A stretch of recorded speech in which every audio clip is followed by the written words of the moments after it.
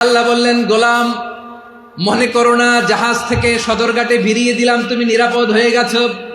মনে করো না 40,000 ফিট থেকে সেফ ল্যান্ডিং এর পরে এয়ারপোর্টে নেমে গেলেই তুমি নিরাপদ হয়ে গেছো। ও মিয়া, বিপদ কি শুধু সাগরে আর আকাশে?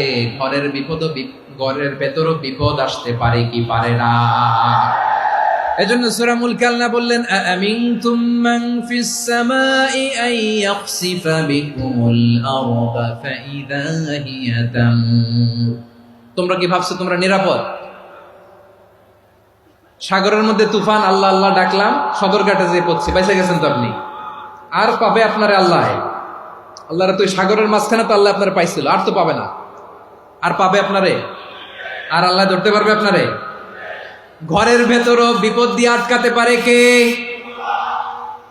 5 স্টার 7 স্টার হোটেলের ভেতরও আমাকে বিপদের মধ্যে ফেলে দিতে পারেন কে? আল্লাহ বললেন, তোমরা কি ভেবেছো তোমরা নিরাপদ? আমি চাইলে ল্যান্ডস্লাইডস, ভূমি ধস দিয়ে 1 লক্ষ 1 মুহূর্তে নিয়ে যেতে পারি। এক সুনামি দিয়ে থাপ্পড় মেরে 3 লক্ষ সাগরের ভেতরে ঢুকায় দিতে পারি।